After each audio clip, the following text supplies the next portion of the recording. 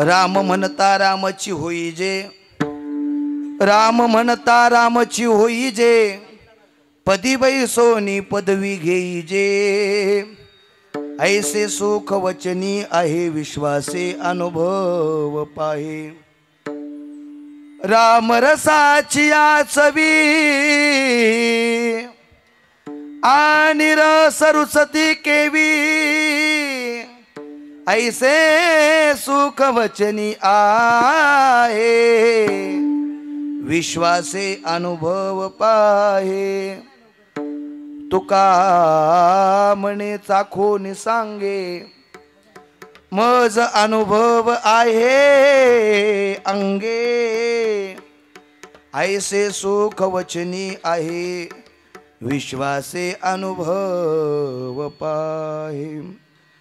समचरण सरोजम सांद्र नीलाभुदाभम जगननीत पाणी मंडनम मंडनानम, तरुण तुलसीमाला कंधरम कंजनेत्रम सदयधवलहासं विठ्ठलं चिंतयामि. महायोगपीठे तटे भीमरथ्यां वरं पुंडरीकाय दातुं मुनीन्द्रे समागत्य तिष्ठं तमानन्दकन्दं परब्रह्मलिंगं भजे पांडुरंग. टाळी वाजवा सर्वांनी टाळी. हा जय हो.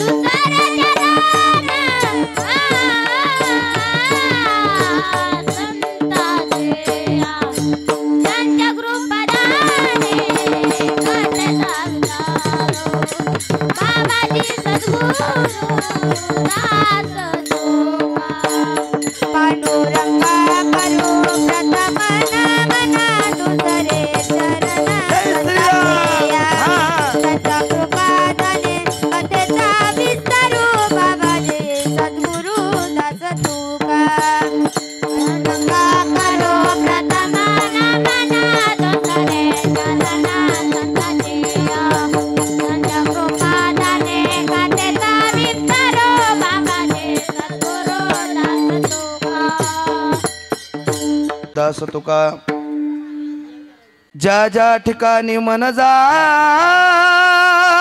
माझे, त्या त्या ठिकाणी निजरूप तुझे मिठे वितो मस्तक. ज्या ठिकाणी तेथे सद्गुरु तुमचे पाय दोने, जिथे ज्ञान विज्ञान संजीव होते, तिथे योग विद्येश सामर्थ्य येते.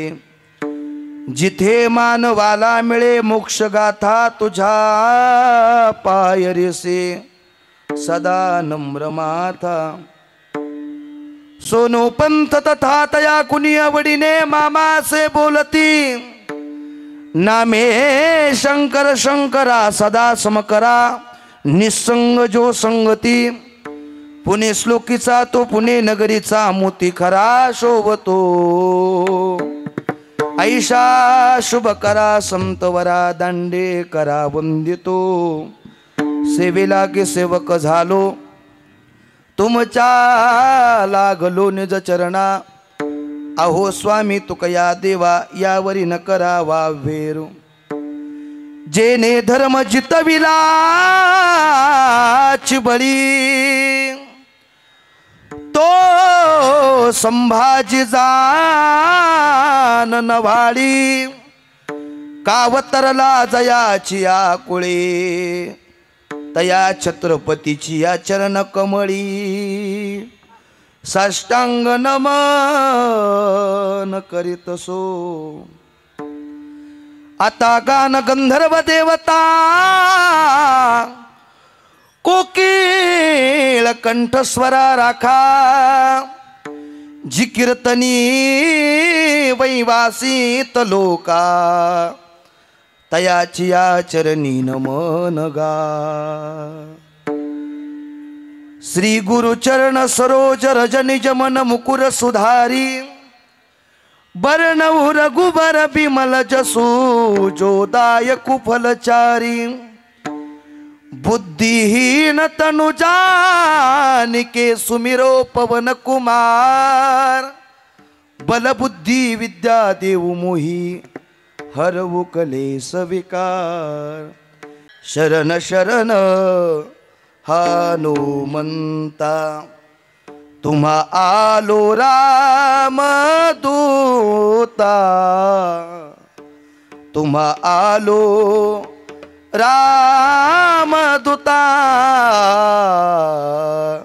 काय भक्तीच्या त्या वाटा मज दावाव्या सुबटा काय भक्तीच्या त्या वाटा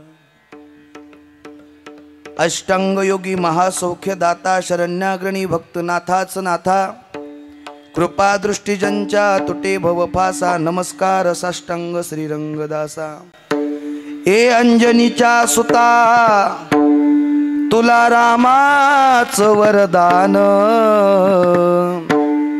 अंजनीच्या सुता तुला रामाच वरदान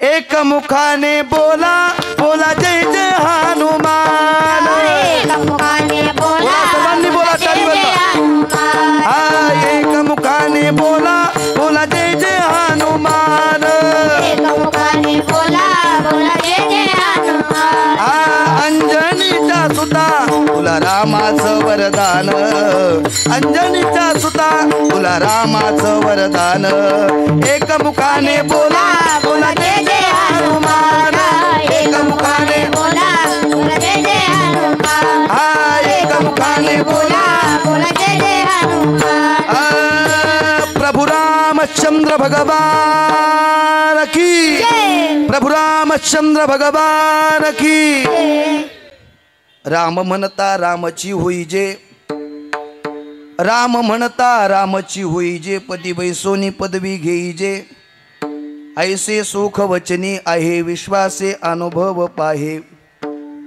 राम रसाची चवी आणि रस रुसती केवी ऐसे सुख वचनी आहे विश्वासे अनुभव पाहे तुका म्हणेचा कोणी सांगे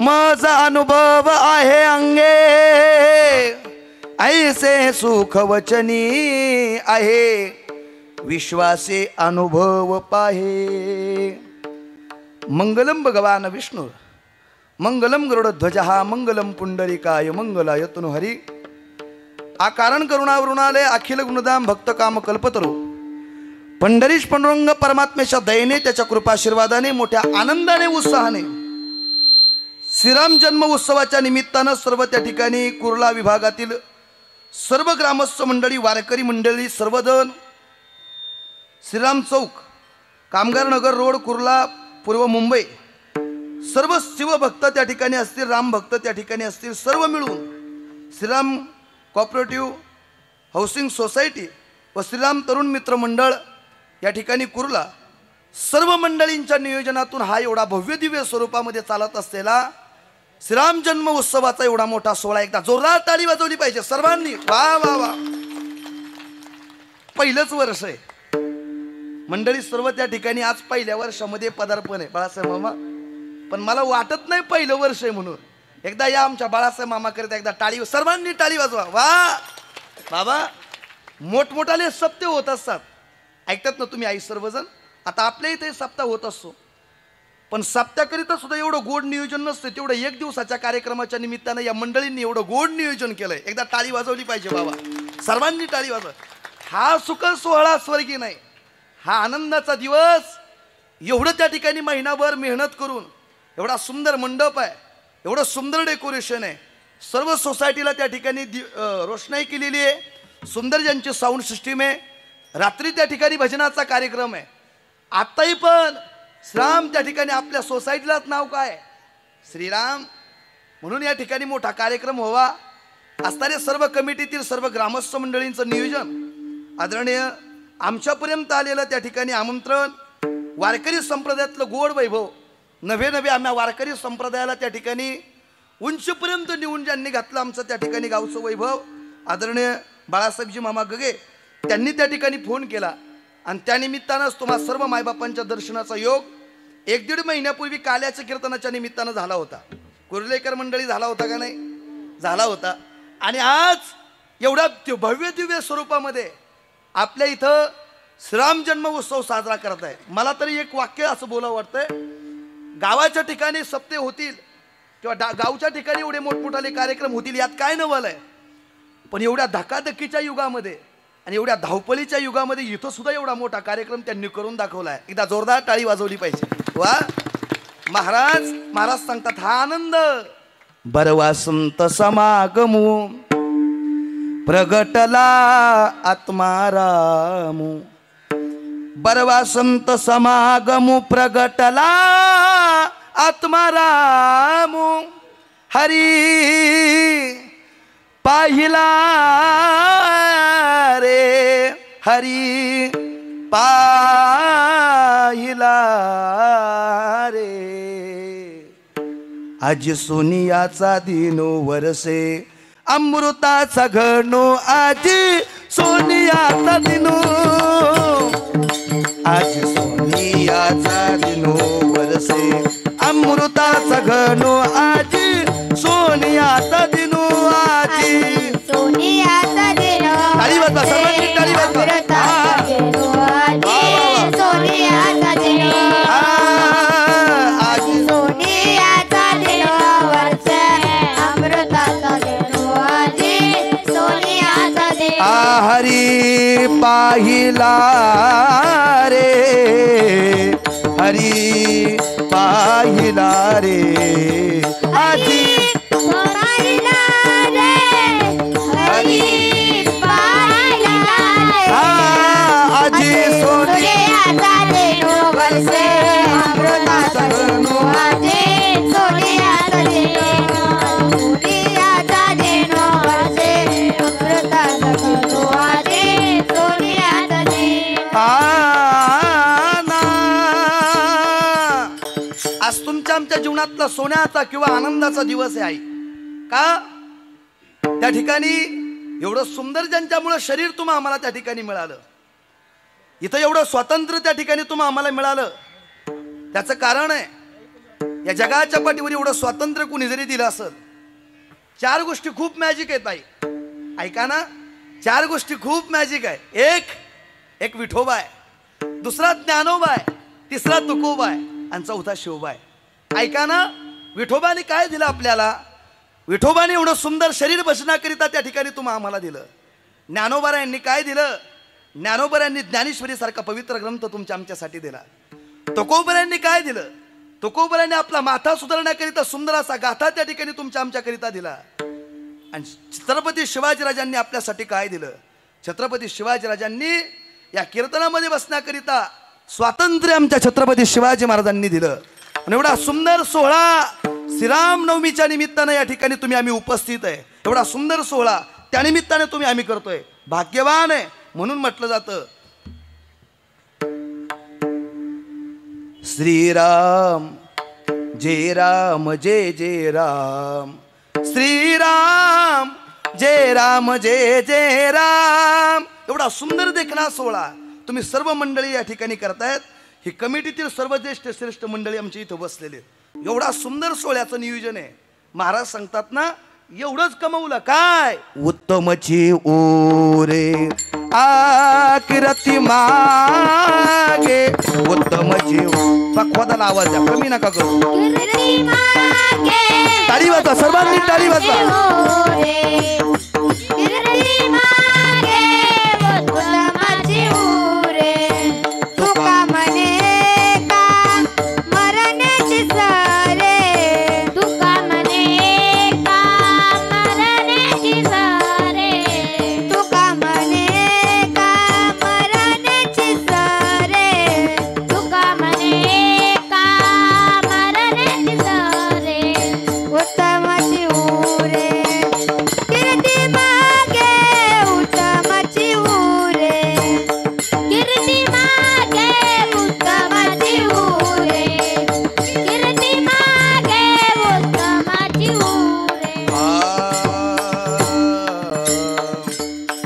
जगद्गुरु तुकोबराय सांगतात, उत्तमची उरे कीर्ती मागे, तुका म्हणे का मरणेची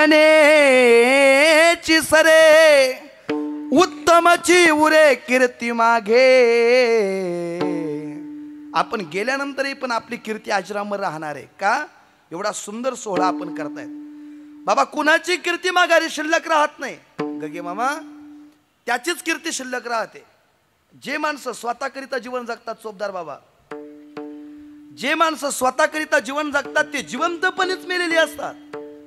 पण जे माणसं दुसऱ्याकरिता जीवन जगतात ते मेली तरी जिवंतच असतात. त्याचं उत्तर आहे उत्तमची उरे कीर्ती मागे, गेले दिगंबर ईश्वर विभूती, राहिल्या त्या कीर्ती जगा माझे. म्हणून सर्व मंडळी तुम्ही आम्ही एवढा एकत्रित येऊन हा सोहळा करतायत, तुम्हाला द्यावे तेवढे धन्यवाद. थोडेच आहे त्या ठिकाणी या कार्यक्रमाचं एवढं मोठं आयोजन तुम्ही सर्व मंडळींनी केलं.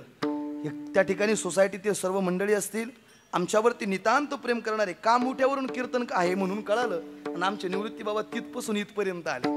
या रामनवमीच्या निमित्तानं एवढा त्या ठिकाणी गोड अभंग जगद्गुरु तुकोबारायांच्या सेवेसाठी निवडलेला आहे. महाराज कोण आहेत तुकोबाराय असा जर कोणी प्रश्न केला आई, तर त्याचं उत्तर एवढंच आहे, आणू रेणू या थोकडा आणि तुका आकाशा एवढा. कोण तुकोबाराय असा जर कोणी प्रश्न केला, त्याचं उत्तर एवढंच आहे, जगा काळ खाय आम्ही माथा दिला पाय.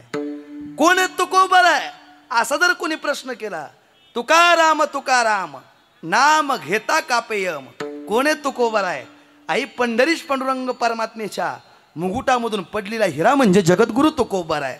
त्यांचा अभंग आज सेवेच्या निमित्तानं उपस्थित आहे बाबा.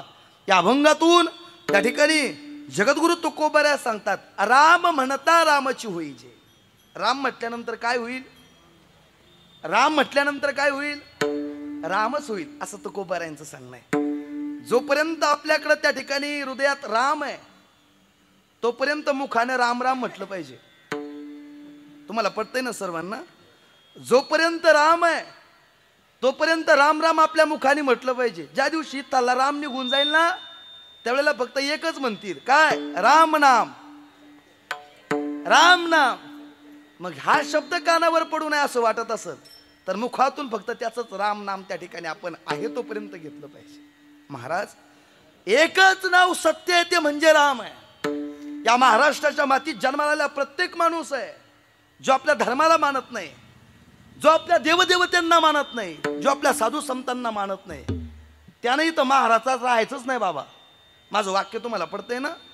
जो प्रभू रामचंद्रांना मानत नाही, जो ज्ञानोबरायांना मानत नाही, जो जगद्गुरु तुकोबारायांना मानत नाही आणि जो छत्रपती शिवाजीराजांना मुजरा करत नाही, त्याला इथं महाराष्ट्रात राहण्याची त्या ठिकाणी त्याची लायकी नाही. इथं राहायचं असेल तर कपाळाला भगवा लावावाच लागल. इथं राहायचं असेल तर प्रभू रामचंद्र भगवान की जय असं म्हणावंच लागल. आणि इथं या महाराष्ट्राच्या मातीमध्ये राहावं लागल तर माझ्या छत्रपती शिवाजीराजांना आणि प्रभू रामचंद्रांना किंवा ज्ञानोबरायांना आहे हे मानावंच लागल. इथून मागं म्हणत होती लोक, काय म्हणत होती? बनाएंगे मंदिर कसम तुम्हारी राम, राम से प्यारा है अवधपुरी का राम बनाएंगे मंदिर. इथून मागं असं म्हटलं जात होतं पण आता एकच शब्द मनातून बाहेर निघतोय, काय? बन गया हे मंदिर, बन गया हे मंदिर, कसम तुम्हारी राम, राम से प्यारा है। हाँ, अवधपुरी का धाम बनाएंगे मंदिर, बन गया है मंदिर, बन गया है मंदिर, बन गया है। उंच हात करायचे सर्वांनी, उंच उंच करा, उंच हात. ज्यांना बीपीचा शुगरचा कसलाही त्रास असू द्या, एकदा हात उंच करून मोठ्या प्रेमाने जर त्याचं नामस्मरण केलं तर 5 ते 10 वर्ष आपलं आयुष्य वाढेल बरं. आणि ज्याला वाटत असेल आपलं आयुष्य वाढावं त्यांनी उंच हात करा, मोठ्या प्रेमाने त्याचं नामस्मरण करा. प्रभू रामचंद्र भगवान की वा वा. आता तुमचं आयुष्य वाढल्याशिवाय राहणारच नाही. आई मी तो गॅरंटी देऊन सांगतो बाळासाहेब मामा, त्याचं नामस्मरण जर मुखामध्ये असेल, वाक्य लय महत्वाचं आहे, त्याचं नामस्मरण जर मुखामध्ये असेल तर आपलं आयुष्य त्या ठिकाणी वाढल्याशिवाय राहणारच नाही. कारण तो आपल्याकडे पाहतोय ना, आपल्या सुखात आणि आपल्या दुःखात तोच उभा आहे. मानावंच लागल का तो आहे म्हणून. मागे पुढे उभा राहे संभाळीत, आली आघात निवाराया. आहे महाराज तो, त्या ठिकाणी तो आहेच आहे म्हणून त्याचं अखंड नामस्मरण आपल्या मुखामध्ये व्हावं म्हणून एवढी गोड संकल्पना तुम्ही सर्व मंडळींनी त्या ठिकाणी केलेली आहे. महाराज काय होईल राम म्हटल्यानंतर? महाराज सांगतात राम म्हटल्यानंतर रामच होईल. पदी बैसोनी पदवी घेई जे. आणि जगद्गुरु तुकोबराया सांगतात असं वचन जर आपल्या जीवनामध्ये असेल, ऐसे सुख वचनी आहे, विश्वासे अनुभव पाहे. तुम्ही त्याचं नामस्मरण चिंतन करा महाराज, त्याचा अनुभव तुम्हाला आल्याशिवाय राहणार नाही. राम रसाची आचवी आणि रस रुचती केवी, ऐसे सुख वचनी आहे, विश्वासे अनुभव पाहे. त्याच्याच नामस्मरणामध्ये सुख आहे. आणि शेवटच्या चरणामध्ये तुकोबराया सांगतात मी स्वतः अनुभव घेतलेला आहे. तुका म्हणे चाखून सांगे, मज अनुभव आहे अंगे, ऐसे सुख वचनी आहे, विश्वास अनुभव पाहे. महाराज त्याच्या चरणाजवळ सुख आहे. विठ्ठल हा विठ्ठल. या अभंगातून जगद्गुरु तुकोबराया सांगतात राम म्हटल्यानंतर राम होईल. महाराजाची राम शब्दामध्ये काय ताकद आहे बाबा? असा शब्द जर तुमच्या मुखापुढे त्या ठिकाणी डोळ्यापुढे आला तर राम म्हटल्यानंतर राम होईलच. कारण राम नामात एवढी ताकद आहे. किती ताकद आहे राम नावात बरं का माऊली. मी तुम्हाला सर्वांना प्रश्न विचारणार आहे. तुम्ही जर कीर्तन लक्ष देऊन ऐकलं नाही तर मी 2च्या आतमध्ये कीर्तनच संपवणार नाही. तुम्हाला वाटतं ना 2च्या आधी संपावं? मग ऐका सर्वांनी बाबा 4 वाजेपर्यंत, मग संध्याकाळचे मला इथंच करावे लागेल. ऐका राम नावात एवढी काय ताकद आहे महाराज. राम म्हटल्यानंतर राम होता असं म्हणता ना तुम्ही. राम नामात काय ताकद आहे. सेतू बांधण्याचं काम चालू होतं. ऐका मंडळी, सेतू बांधण्याचं काम चालू होतं. एक वानर येत होतं, एका दगडावरती रा शब्द टाकत होतं आणि दुसऱ्या दगडावरती म अक्षर लिहित होतं. एका दगडावरती रा आणि दुसऱ्या दगडावरती म असं नाव टाकून जेव्हा पाण्यामध्ये दोन्ही दगड सोडली जात होती ना, दोन्ही दगड पाण्यामध्ये सोडल्यानंतर ती दोन्ही दगड पाण्यामध्ये गेल्यानंतर दोन्ही जोडली जात होते. आणि एका दगडावरती रा आणि दुसऱ्या दगडावरती म अक्षर आहे. ते दोन्ही एकत्र जोडल्यानंतर राम नाव तयार होत होतं. दगड पाण्यावरती तरत होती. एवढी राम नावात ताकद आहे महाराज. काय ताकद आहे महाराज एवढी. पाण्यामध्ये टाकलेली दगड राम नावाने तरत होती. सेतू बांधण्याचं काम चालू होतं आणि इकडं पाण्यावरती दगड तरलेली ह्या त्या ठिकाणी तिकडं राक्षसांना कळालं म्हणे पाण्यावरती काय तरतात. पाण्यावर तुम्ही पाण्यावर दगड तरलेली कधी पाहिली का? तुम्ही घरी जा, एखाद्या टिपमध्ये थोडंसं असं पाणी घ्या आई आणि एखादा दगड टाकून पाण्यामध्ये पहा बरं तरतोय का तुम्ही. तुम्ही जर तरला तर म्हणायचं तुमच्या नावात तेवढी ताकद आहे. ऐका ना, राम नावाने दगड तरत होती पाण्यावर बाबा. तिकडे जाऊन त्या ठिकाणी राक्षसांना कळालं का राम नावात त्या ठिकाणी एवढी ताकद आहे, राम नावाने दगड तरतात. आणि तीच बातमी कोणाच्या कानावर त्या ठिकाणी पोचली? कोणाच्या बाबा? तिकडे राक्षसांचा राजा कोण होता? रावण. रावणाच्या कानावरती बातमी पोचली का राम नावाने दगड तरतात म्हणे. राम नावाने जर दगड तरत असतील तर ते दगड जर आपल्याला इकडे पडले तर आपलं काही सुद्धा शिल्लक राहणार नाही. त्या रावणाच्या कानावरती शब्द पडल्याबरोबर पण बाकीचे खचून जाऊ नये म्हणून त्या ठिकाणी रावणाने काय केलं माहिती का? रावणाने सर्व त्यांच्या मंडळींना जमा केलं आणि त्या ठिकाणी त्या समुद्राच्या कडेला आले. आणि समुद्राच्या कडेला आल्यानंतर रावणाने सुद्धा एक युक्ती केली. म्हणे राम नामाने दगड तरतात, यात काय नवालय? मी टाकलेला सुद्धा दगड तरेल म्हणे. राम नावात किती ताकद आहे का? म्हणे मी टाकलेला सुद्धा दगड तरल. रावणाने काय केलं, एक दगड त्या ठिकाणी जवळ आणला आणि दगड जवळ आणल्याबरोबर मुखातून त्या दगडाच्या जवळ तोंड केलं आणि त्या दगडाला रावण सांगत होता, तू जर बुडाला तर तुला रामाची शपथ आहे म्हणे. असं त्या दगडाच्या जवळ जेव्हा रावण पुटपुटत होता ना, त्या दगडाला सुद्धा थरकप सुटला आणि पाण्यामध्ये दगड टाकल्याबरोबर तो दगड तरंगू लागला. काय करू लागला?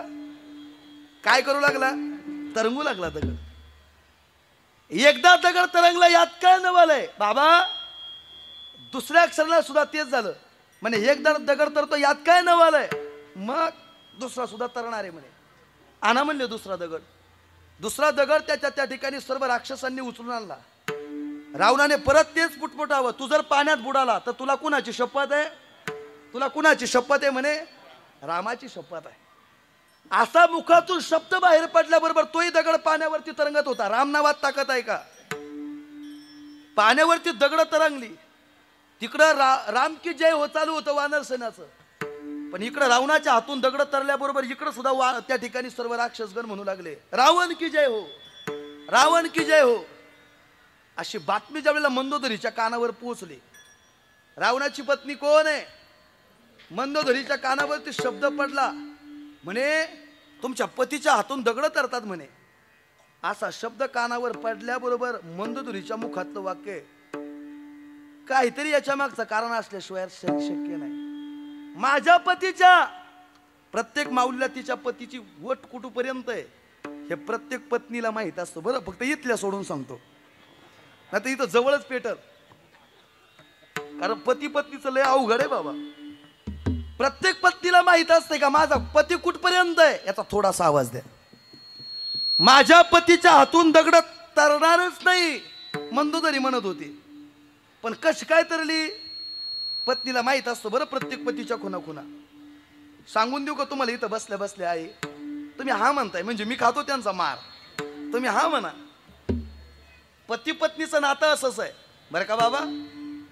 कधी जुळतं होऊ शकतं आणि कधी मोडतं होऊ शकतं. मोडतं झालं तरी सुद्धा ते जुळून घ्यायची ताकद त्यांच्यात आहे. म्हणून त्यांच्या भांडणाच्या मध्ये पडणं अवघड आहे. एक पती पत्नीचं नवीन लग्न झालं बरं का बाबा. एका पती पत्नीचं नवीन लग्न झालं, पण त्याच्या दुर्दैवाने अशी त्याला बायको मिळाली.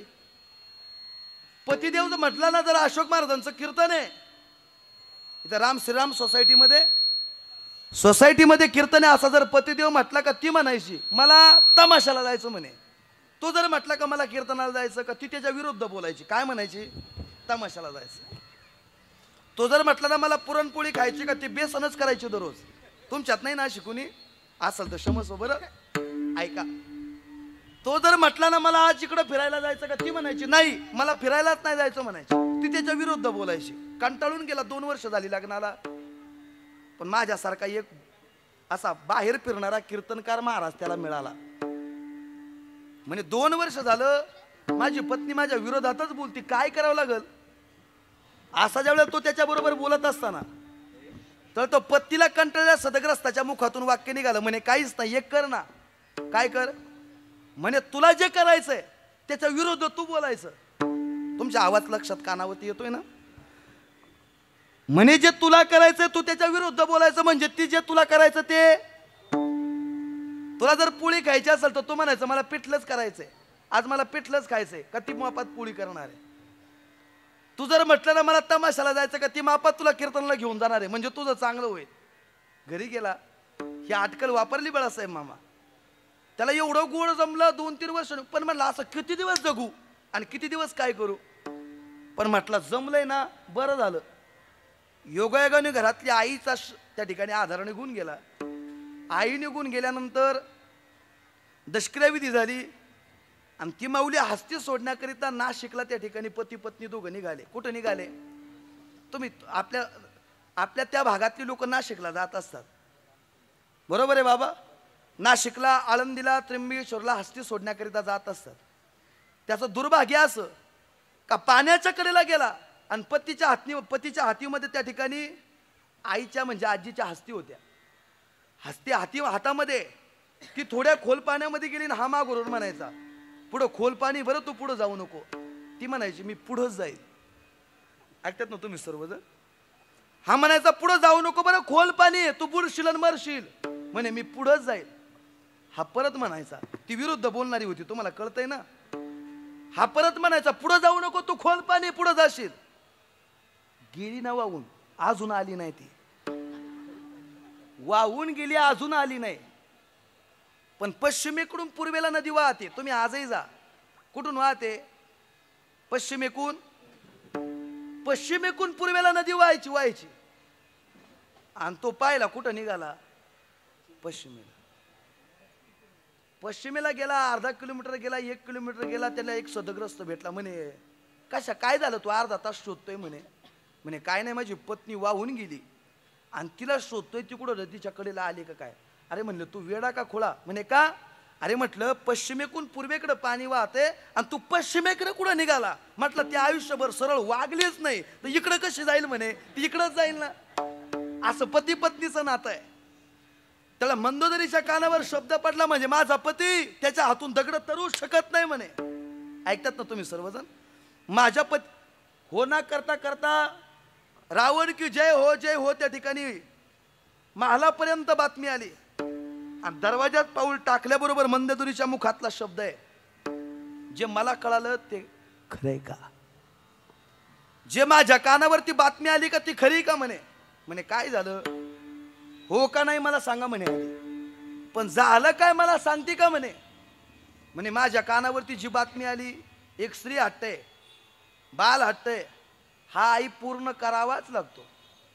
म्हणे मला तुम्ही सांगितल्याशिवाय घरामध्ये यायचंच नाही. आता करायचं काय? म्हणे तुला कळालं ते खरंय. मग खरंय तर काय खरंय मला ते सांगा. पत्नीच्या मुखातलं वाक्य. तुम्ही सगळं खरं सांगत जाऊ नका बरं. ऐका, पतिदेवाच्या मुखातलं वाक्य म्हणजे जे तुला कळालं ते खरंच आहे. मी त्या दगडाला म्हणत होतो, तू जर पाण्यात बुडाला तर तुला रामाची शपथ आहे. ऐका ना, हे सत्य वास्तव्य आधी त्या ठिकाणी त्या मंदोदरीला कळालं. इकडं दगड तरत होती, यात काही नवल आहे. तिकडं सेतू बांधत असताना प्रभू रामचंद्रांना कळालं का माझ्या नावानं दगड तरतात. म्हणून सकाळची वेळ आहे. प्रभू रामचंद्र पाहण्याकरिता त्या ठिकाणी नदी काठेला आले. नदी काठेला आल्याच्या नंतर समुद्राच्या कडेला आल्यानंतर पाहता तर एका दगडावरती राय आणि दुसऱ्या दगडावरती अशी नावं पाण्यामध्ये टाकलेली दगडावरती करून आणि ते दगड पाण्याने तरतात. हे ज्यावेळेला प्रभू रामचंद्रांनी पाहिलं नाही, डोळ्याने पाहिल्याबरोबर मनामध्ये विचार आला. काय विचार आला? म्हणे माझ्या नावानं दगडी तरतात. काय म्हटले? माझ्या नावाने जर दगड तरत असतील तर मी टाकलेला दगड का तरू नये? काहीच घेणं नव्हतं बरं का बाबा. पण प्रभू रामचंद्रांनी खाली वाकलेने एक दगड उचलला आणि पाण्यामध्ये टाकला. पाण्यामध्ये टाकलेला दगड तो बुडाला. ऐकतात ना तुम्ही सर्वजण. म्हणे थोडा मोठा होता का काय? प्रभू रामचंद्र परत खाली वाकले, दुसरा दगड घेतला आणि पाण्यामध्ये टाकला. पाण्यामध्ये दगड टाकल्याबरोबर तोही पण माग बसलेले तोही पण बुडाला. तिसरा टाकला आई, पण तो सुद्धा. पण माणूस जर गाडीवरून सायकलवरून जर पडला तो आपल्या अंगाला किती लागलं हे पाहत नाही. मला कोणी पाहिलंय का नाही म्हणे. म्हणून प्रभू रामचंद्रांनी माघारी वळून पाहिलं. माघारी वळून पाहिल्याबरोबर तुम्ही गेटमध्ये प्रवेश केल्याबरोबर तुम्ही कोणाला पाहिलं? मारुती राया त्या ठिकाणी प्रभू रामचंद्रांच्या माघारीच होते. प्रभू रामचंद्रातल्या मुखातलं वाक्य आहे, हनुमंता अरे कधी आला? म्हणे मी पहिल्याच दगडाला आलो. कधी आला म्हटल्याबरोबर त्या हनुमंतरायाचं वाक्य मी पहिल्याच दगडाला आलो म्हणे. त्याला प्रभू रामचंद्राने विचारला प्रश्न, हनुमंता तू पहिल्या दगडाला आला हे खरं आहे, पण माझ्या नावानं दगड तरतात. प्रश्न पहा कसा विचारलाय. म्हणे माझ्या नावाने जर दगड तरतात तर मी टाकलं दगड का तरू नये? हनुमंतरायाला विचारलेला पहिला प्रश्न आहे. तर हनुमंतरायाने दिलेलं उत्तर एवढंच आहे, काय? तुझिया नामाचा महिमा, तुझिया नामाचा टाळी वाजवा, सर्वांनी टाळी वाजवा. तुझं ना करे मेघ श्यामा,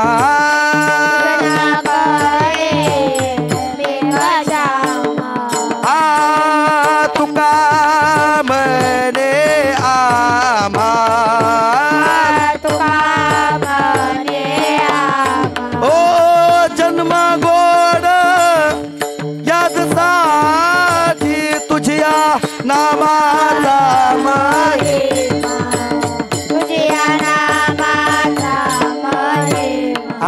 तुझ्या नामाचा महिमा, तुझ ना करे मेघ श्यामा, तुका म्हणे आम्हा जन्म गोड यादचा. प्रभु रामचंद्र भगवान की जय. हनुमंतरायाचं उत्तर एवढंच आहे. म्हणे देवा तुझ्या नावाचा महिमा तुला काय कळणार आहे? तुझ्या भक्तांनी टाकलेला दगड तरतोय, पण तुझ्या नावानं त्या ठिकाणी टाकलेला दगड तरतोय, पण तुझ्या हाताने दगड तरणार नाही. तुझ्या नावात खूप मोठी ताकद आहे. काय ताकद आहे? म्हणून म्हटलं जोपर्यंत राम आहे तोपर्यंत आपल्या मुखातून राम नावाचा जप आला पाहिजे महाराज. काही ताकद आहे त्याच्या नामस्मरणामध्ये, एवढी ताकद आहे शेवटच्या श्वासापर्यंत त्याच्या नामस्मरणात आपण त्या ठिकाणी तल्लीन झालं पाहिजे. तुकोबाऱ्या झाले होते ना, तुकोबाची अमृतवाणी पडता देवाजीच्या कानी, तुकोबाची अमृतवाणी पडता देवाजीच्या कानी, दगडाच्या टाळा मधुनी गाईले अभंग, दगडाच्या टाळा मधुनी गाईले अभंग, तुकोबाची अमृतवाणी. असं नामस्मरण पाहिजे महाराज.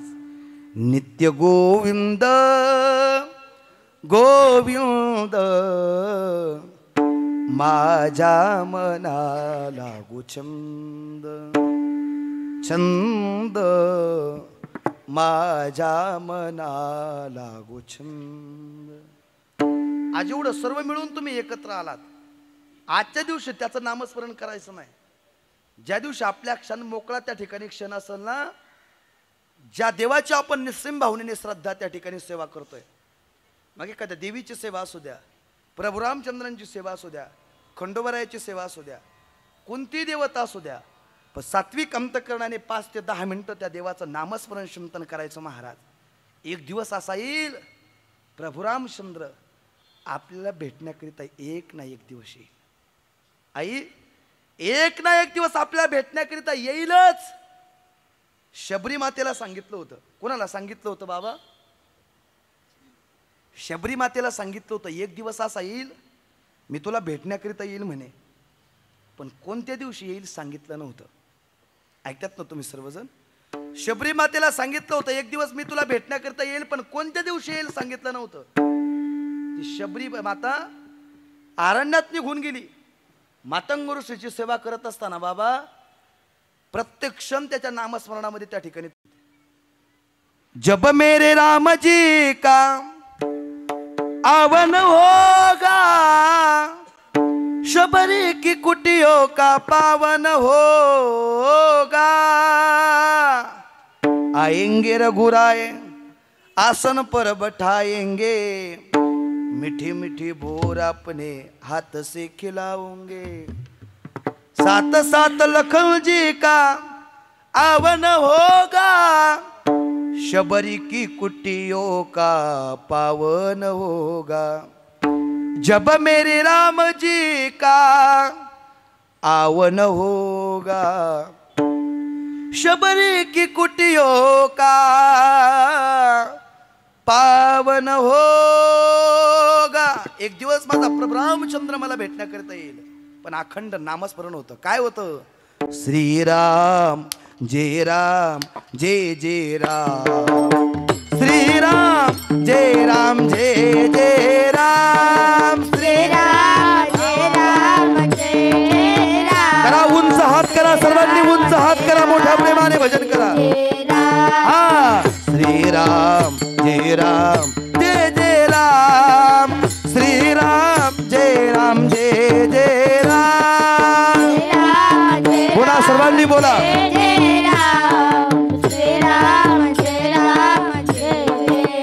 ज्यांना शक्य त्यांनी उठून उभं राहा, त्याच्या नामस्मरणामध्ये तल्लीन व्हा. एक साथ टाळी वाजवा. श्रीराम जय राम जय जय राम, श्रीराम जय राम जय जय राम. एक साथ.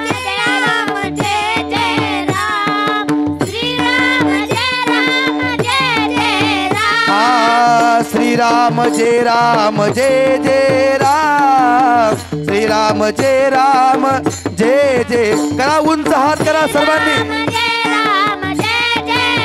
वाजवा टाळी, सर्वांनी टाळी वाजवा. हा श्रीराम जय राम जय जय राम, श्रीराम जय राम जय जय राम. एक साथ. वा वा वा. श्रीराम जय राम जय जय राम, श्रीराम जय राम जय जय राम.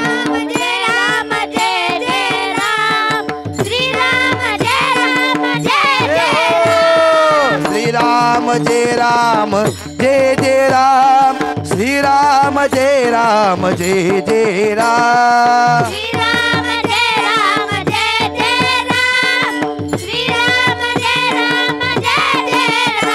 श्रीराम राम राम, श्रीराम राम राम, श्रीराम राम राम, श्रीराम राम राम, श्रीराम राम.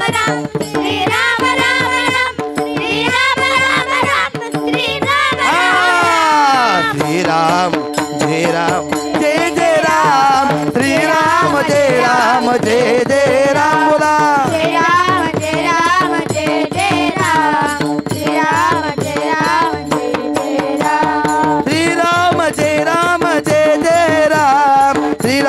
जय राम जय जय राम.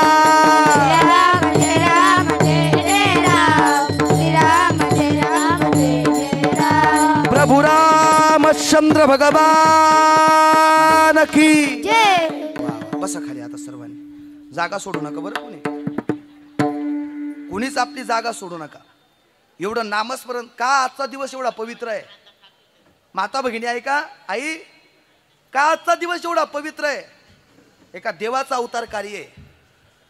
आजचा दिवस एवढा का पवित्र आहे. तुम्ही आम्ही जन्माला येत असतो. कीर्तन तुम्ही सर्वांनी लक्ष देऊन ऐका. तुम्ही आम्ही जन्माला येत असतो. साधू संत जन्माला त्या ठिकाणी तुम्हा आम्हाला जन्माला यावंच लागतं बाबा. साधू संत जन्माला येत असतात आणि देवाला इथं जन्माला यावंच लागतंय. ऐकत ना तुम्ही सर्वजण. तुम्हा आम्हाला इथं जन्माला यावं लागतंय. कशाकरिता? कर्म भोगण्याकरिता. साधू संत इथं जन्माला येतात जगाच्या कल्याणा, संतांच्या विभूती आणि देह कष्टविती परोपकारे. आणि देव इथं जन्माला येतो बाबा कशाकरिता? धर्म रक्षावया अवतार घेशी आणि आपल्या पाळीसी भक्तजना. आपल्या भक्तावर, आपल्या धर्मावर जर संकट आलं तर देवाला अवतार घ्यावा लागतो. आणि ते अवतार कार्य आज मोठ्या आनंदाने अख्ख्या महाराष्ट्रभर साजरं होत आहे. आणि तुम्ही सर्व मंडळी या ठिकाणी करतात. भाग्यवान आहे तुम्ही. त्याच अवतार कार्याबद्दल सर्व महती आज तुम्हाला त्या ठिकाणी सांगायची. येईल महाराज तो. शबरी माता शेवटच्या श्वासापर्यंत त्याची सेवा करत होती.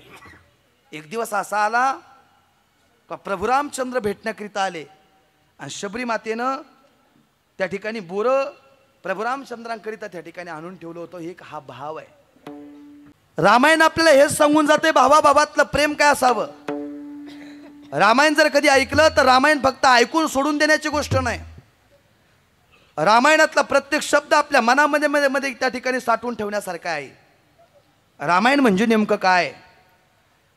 रामायण ज्यावेळेला तुम्ही ऐकत असताना एक शब्द खूप गोड आहे बाबा त्यातला. सकाळी त्या ठिकाणी गादी मिळाली पण संध्याकाळी कुठं जावं लागलं आई. वनवासाला जावं लागलं. पण हसत हसत वनवासाला प्रभू रामचंद्र निघाले. त्याचं कारण आहे त्यांच्या नशिबात लिहून ठेवलेलं कर्म आहे. काही लोक जर जीवनामध्ये दुःख आलं का आपलं जीवन संपून द्यायला मागं पुढं पाहत नाही. सकाळी त्या ठिकाणी राजगादी मिळाली होती पण संध्याकाळी वनवास आहे तरी सुद्धा मागचा पुढचा विचार नाही केला बाबा. वनवासाला ज्यावेळेला निघाले ना, वनवासाला जात असताना ज्या रस्त्याने प्रभू रामचंद्र निघाले वनदेवी प्रसन्न झाली. त्या वनदेवीने प्रश्न केला तुम्ही ज्या रस्त्याने जाणार आहे तो रस्ता आम्हाला सांगा म्हणे. तो रस्ता आम्ही झाडून साफ करतो. त्याला प्रभू रामचंद्रांनी दिलेलं उत्तर आहे ज्या रस्त्याने आम्ही पुढे जाणार आहे तो रस्ता आमच्या पुढचा साफ करू नका, मग आमच्या मागचा रस्ता साफ करा. का बरं. मी जाईल पुढं आता, मला ठेस लागली तरी चालेल पण माझ्या मागून माझा भाऊ माझा भरत मला भेटण्याकरिता येणार आहे. रामायण काय सांगते ऐका. प्रभू रामचंद्रांनी दिलेलं उत्तर आहे मला ठेस लागली तरी चालेल पण मला भेटण्याकरिता माझा भरत माझा भाऊ मला येणार आहे. मला ठेस लागली तरी चालेल पण माझ्या भरताला ठेस लागता कामा नये. मला काटा टोचला तरी चालेल पण माझ्या भरताला काटा टोचता कामा नये. मला त्या ठिकाणी काही झालं तरी चालेल पण माझ्या भरताला काही झालं नाही पाहिजे. हे भावाभावातलं प्रेम आहे.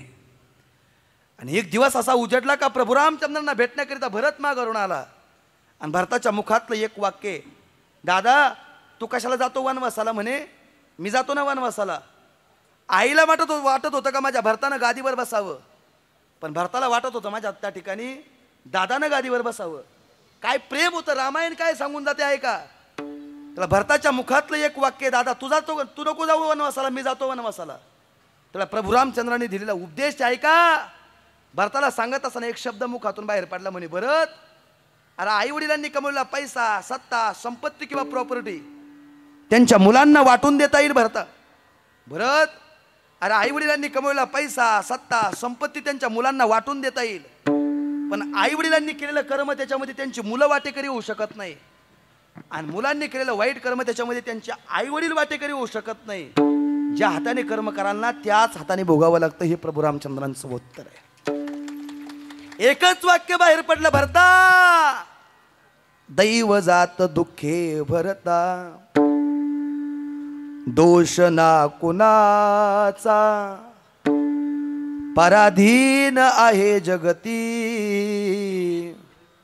पुत्र मानवाचा दोष ना कुणाचा.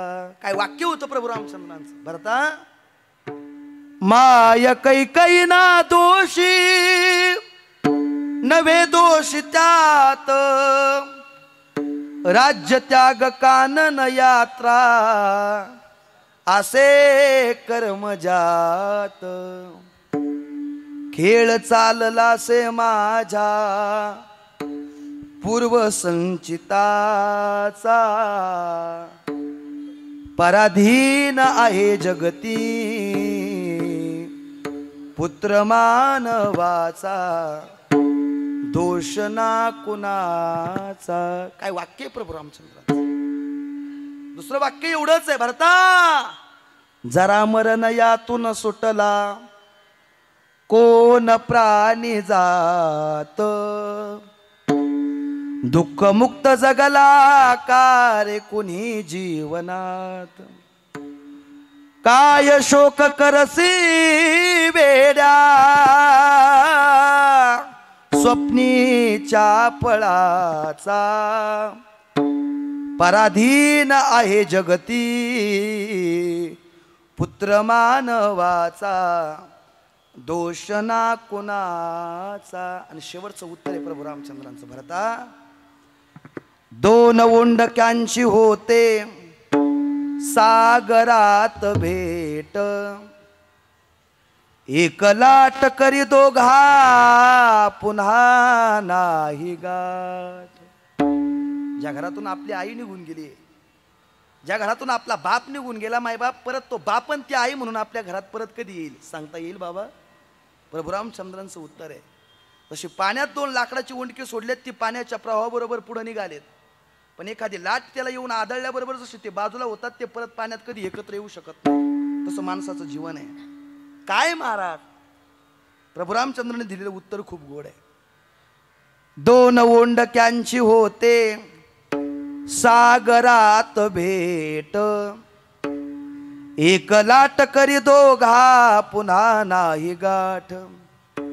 क्षणिक ते बी आहे बाळा मेळ मानसाचा, पराधीन आहे जगती पुत्र मानवाचा, दोष ना कुणाचा. हे प्रभू रामचंद्राचं उत्तर आहे. मग कसं जगावं मायबाप? ते रामायणात पाहून शिकावं बाबा, आणि कसं मरावं ते महाभारताकडे पाहून तुम्ही शिकलं पाहिजे. जीवन जगत असताना असं जीवन जगलं पाहिजे. प्रत्येक शब्द प्रभू रामचंद्रांचा एवढा गोड आहे. मग त्यांचा अवतार कार्य आज आहे. मोठ्या आनंदाने उत्साहाने तुम्ही सर्व मंडळी एक ठिकाणी त्या ठिकाणी उपस्थित आहे. जर पाहायला गेलं, देव या अवताराला येत असताना देवाचंही त्या ठिकाणी मोठी महती शास्त्रकाराने त्याचं वर्णन केलेलं आहे. आजचा दिवस खूप नियमाचा आहे. आजच्या दिवशी बाहेरच्या गप्पा त्या ठिकाणी कीर्तनकारानं मानू नये, कारण आज फक्त राम या शब्दावरच बोलावं. काय होईल त्याच्या ताकद काय एवढी? तर पहिल्या चरणामध्ये महाराज सांगतात, काय होईल त्याच्या एवढं ताकद काय त्याच्या नामनामात? त्याचं उत्तर महाराज पहिल्या चरणामध्ये. राम म्हणता रामाची होई जे, राम म्हणता रामाची होई जे. टाळी वाजवा सर्वांनी, टाळी वाजवा.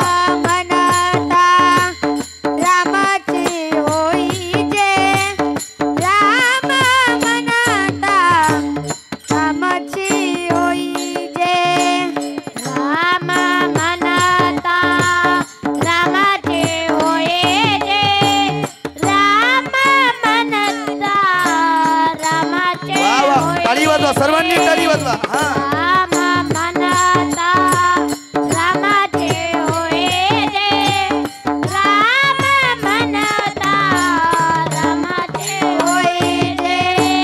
पदी बैसोनी पदवी घ्यायचे, पदी बैसोनी पदवी घ्यायचे, पदी बैसोनी पदवी घ्यायचे.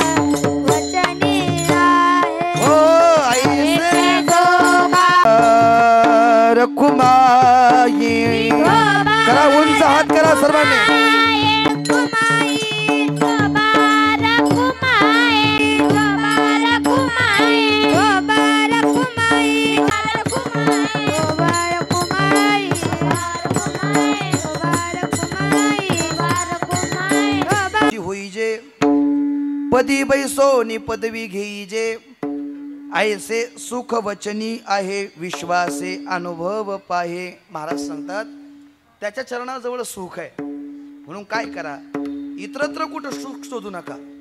तुम्ही बाकीच्या ठिकाणी जर सुख शोधण्याकरिता गेलात तरी इतरत्र कुठं तुम्हाला सुख मिळणार नाही, त्याच्या चरणाजवळ सुख आहे.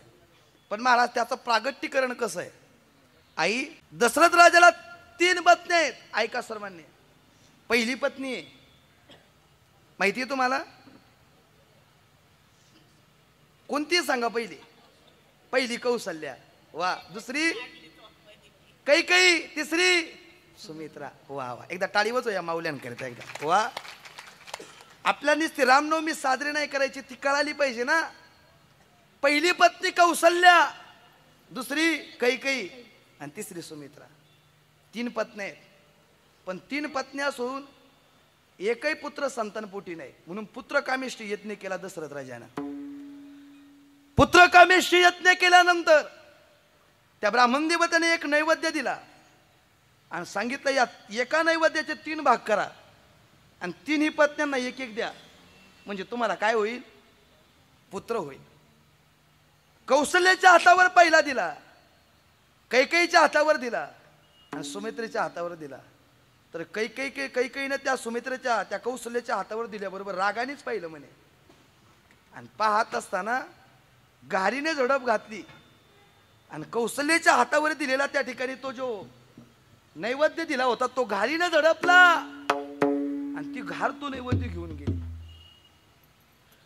पिंड घारीने झडपिला, अंजनीने तो सेविला आणि अंजनीच्या तपासाठी महारुद्र आले पोटी. हे अंजनीच्या सुता, तुला रामाचं वरदान, एकमुखाने बोला बोला जय जय हनुमान. एकमुखाने बोला बोला जय जय हनुमान. एकमुखाने बोला बोला जय जय हनुमान. हे अंजनीच्या सुता, तुला रामाचं वरदान. एकमुखाने बोला बोला जय जय हनुमान. एकमुखाने बोला बोला जय जय हनुमान. एकमुखाने बोला बोला जय जय हनुमान. बजरंग बली की जय. तो अंजनीने सेवन केला बाबा. त्याच्यानंतर त्या हनुमंतरायाचा जन्म आहे. ऐका, एक त्या हातावर ते दिलेला त्या ठिकाणी पिंड घालीने झडपला, पण ती कौशल्या रडूच लागली. मग दोघींच्या हातामध्ये असताना जो पिंड होता त्यातला अर्धा काढून कोणाकडे दिला, कौशल्याला दिला. पण मायबाप ही कथा सर्वांना माहितीच आहे. पण त्याच्यानंतर दशरथ राजा शिकारी करिता निघाला. दशरथ राजा शिकारी करिता निघाल्याच्या नंतर दररोजचा नियम होता, एका झाडावर बसला होता. मला काहीतरी शिकार मिळाल त्या अनुषंगाने बाण लावला होता आई. आणि त्या अनुषंगाने बाण लावून नदीच्या कडेला त्या ठिकाणी काहीतरी श्वापत पाणी पिण्याकरिता येईल. काहीतरी श्वापत पाणी पिण्याकरिता आल्यानंतर ते शिकार मिळेल. दशरथ राजाने लावलेला बाण आहे. पण काय दुर्भाग्य होतं, श्रावण बाळ आपल्या आई वडिलांना घेऊन त्या ठिकाणी काशी यात्रेकरिता निघाला होता. ऐकतात ना, काय प्रेम आहे. आई वडिलांविषयी असणारी किती आसक्ती मायबाप त्या श्रावण बाळाची.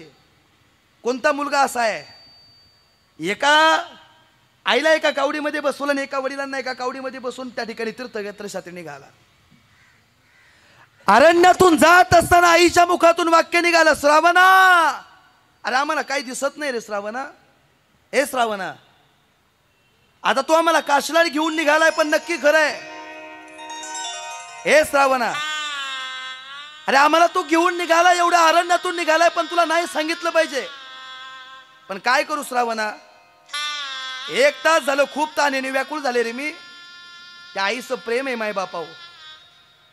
जोपर्यंत घरात आई आहे त्या आईचं प्रेम काय असावं, माझा कधीतरी रामायण ऐकल्यानंतर किंवा वाचल्यानंतर कळून येईल तुम्हाला.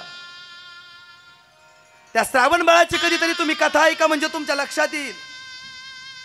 आईच्या मुखातलं वाक्य होतं, बाळा मला खूप तहान लागली रे, मला ताणेने व्याकुळ झाले मी, मला पाणी प्यायचं रे श्रावणा.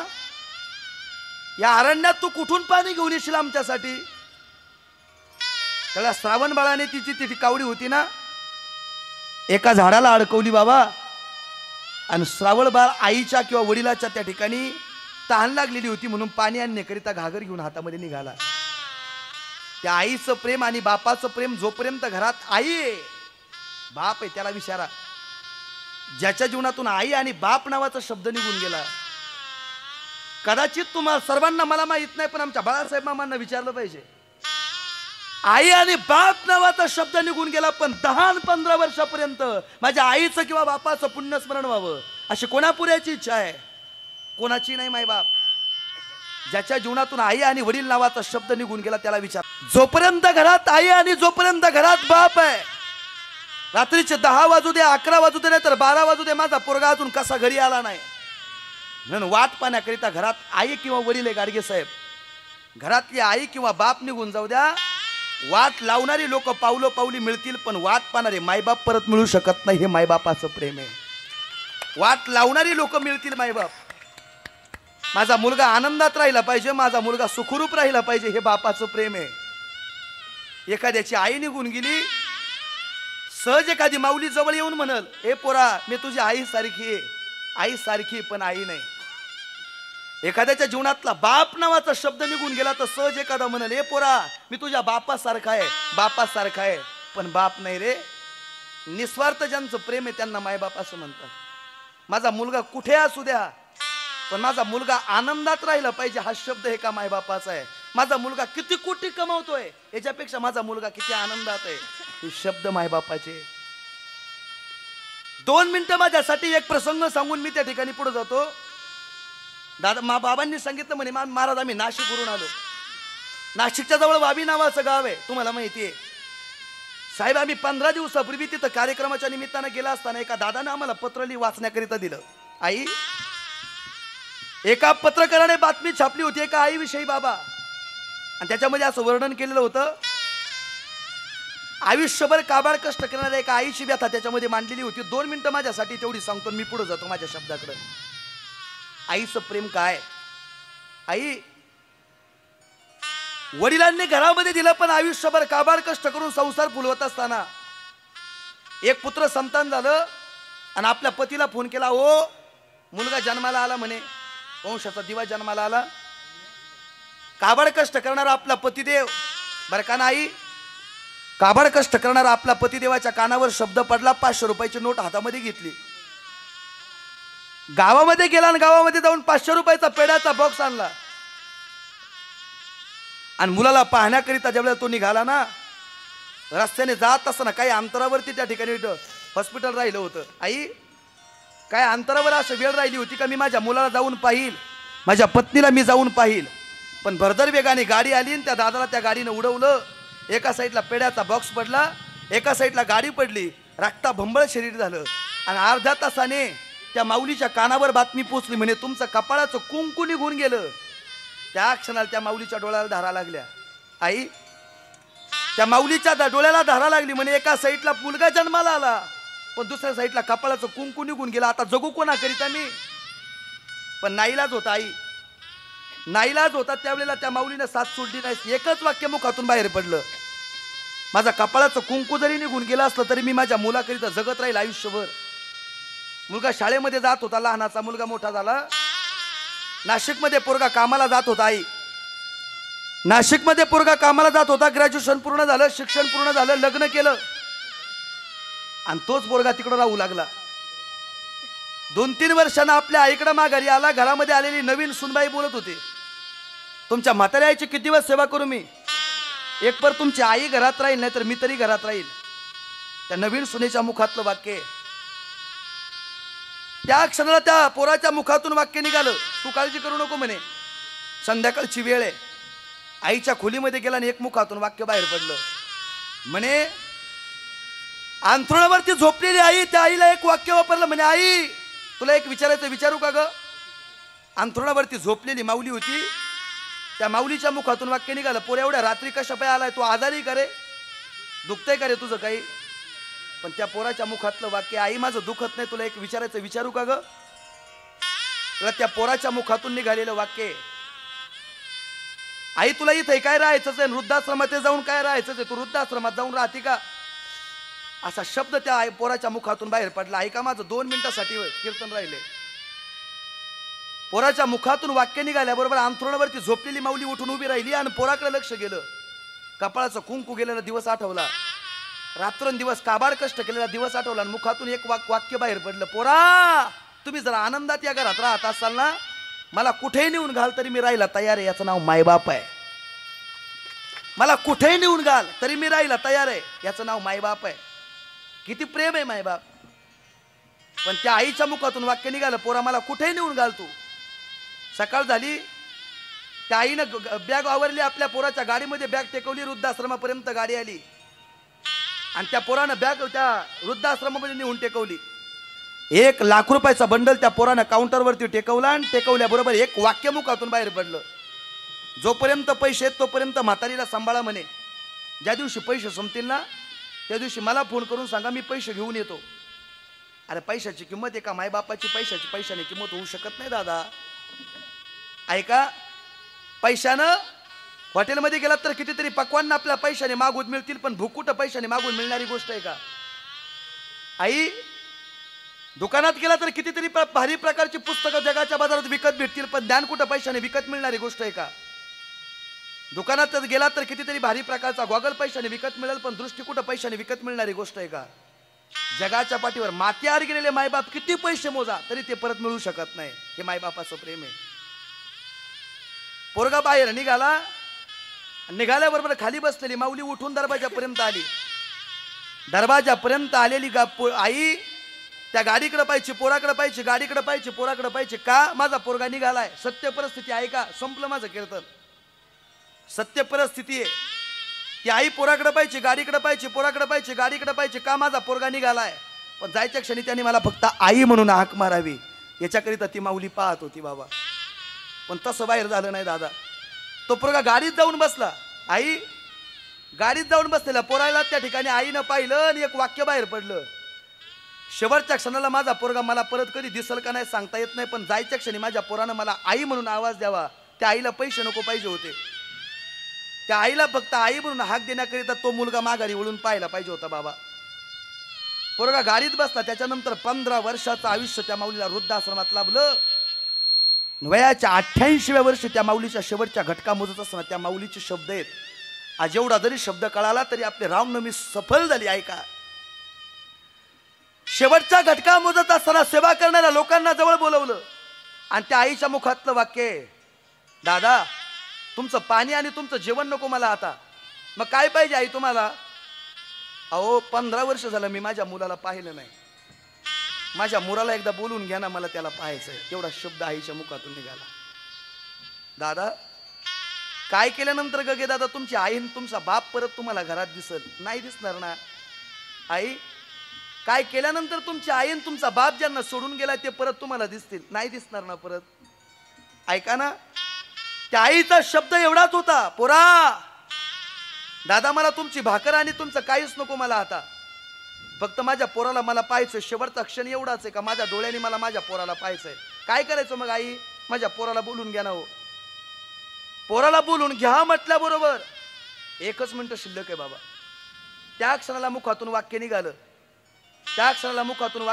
तुमचा पोरगा 2 दिवसांनी येणार आहे म्हणे.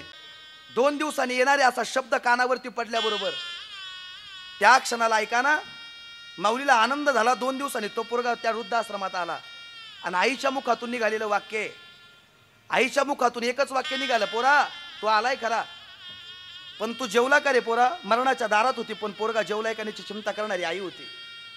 दुसरा शब्द एवढाच आहे, पोरा अरे आनंदाने तू संसार केला पण भरत्या क्षणी एक गोष्ट तुझ्याकडे मागायची तेवढी देशील का रे? तर त्या पोराने बोलायला सुरुवात केली, आई काय पाहिजे तुला? तर त्या क्षणाला एक वाक्य बाहेर पडलं, ज्या वृद्धाश्रमात तुम्हाला आणून घातलं ना त्या वृद्धाश्रमाला 2 पत्र्याचे फॅन बसून देशील का रे या पत्र्याच्या खोलीला? तर त्या पोराने विचारला प्रश्न, आई काय कशाला पाहिजे ग फॅन? त्या क्षणाला वाक्य निघालं, मी तुझी आई होते म्हणून उन्हाळ्याचे दिवस सहन केले, मी तुझी आई होते म्हणून पावसाळ्यामध्ये मच्छर चावलेली सहन केली. पोरा मी जाईल आता, पण ज्या दिवशी तुझी पोरं तुला या वृद्धाश्रमात आणून टाकतील ना तुला नाही उन्हाळ्याचे दिवस सहन होणार म्हणून आताच फॅन बसून दे. हे का प्रेम आईचं आहे? म्हणून श्रावण बाळाची आई सांगत असताना एक वाक्य, पोरा येशील का रे पाणी घेऊन? गेला श्रावण बाळ. त्या ठिकाणी बाण लावलेला होता. दशरथराजाने छातीमध्ये बाण शिरला आणि पाणी घेऊन आल्यानंतर फुलं वाटून घ्या बरं बाबा. पाणी घेऊन आल्याच्या नंतर बोलत नव्हता काय, दशरथ राजा बोलत नव्हता. तेव्हा श्रावण बाळाच्या मुखातलं त्या ठिकाणी कोण आले म्हणून आईनं प्रश्न केला. तर दशरथ राजाच्या मुखातला शब्द आहे, ऐका सर्वांनी, फुलं वाटून घ्या तरुण मित्र मंडळी. त्याला दशरथ राजाच्या मुखातला एकच शब्द आहे, काय म्हणे? माझा तुमचा मुलगा माझ्या हाताने त्या ठिकाणी मरण पावला.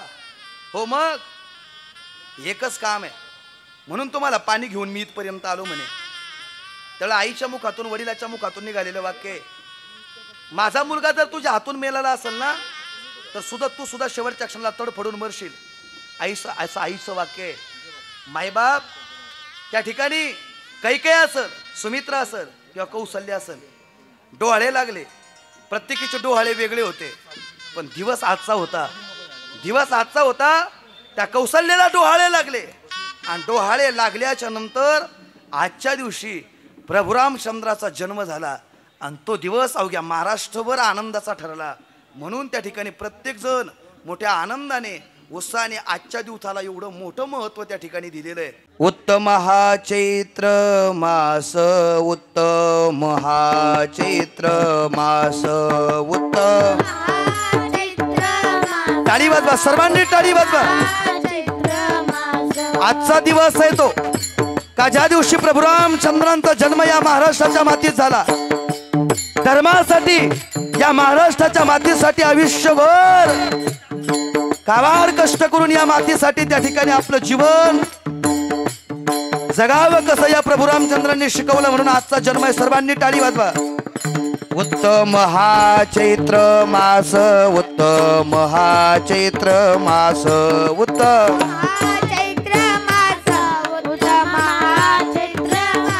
ऋतू वसंताचा दिवस, ऋतू वसंताचा दिवस. फुलं वाटून घ्या, सर्वांनी फुलं वाटून घ्या. शुक्ल पक्ष ही नवमी, शुक्ल पक्ष ही नवमी.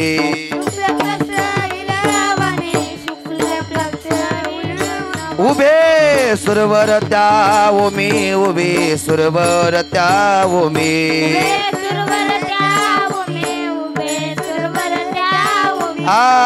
माध्यान्ह सिद्धी न करा पळ भरी होय स्थिर. धन्य मिची त्रिभुवन माझे वंश चक्र पाणी. शोभित दाही दिशा आनंद नर नारी शेषा. नाही कौसल्याशी भान गर्वी आले नारायण. आयोनी संभव प्रगटला हा राघव, प्रगटला हा राघव खाली बस, अजून वेळ आहे बाबा त्याला. आयोनी संभव प्रगटला, पाळणा म्हटल्यावर म्हणा. खाली बसा तुम्ही. आयोनी संभव प्रगटला हा राघव, प्रगटला हा राघव, प्रगटला हा राघव.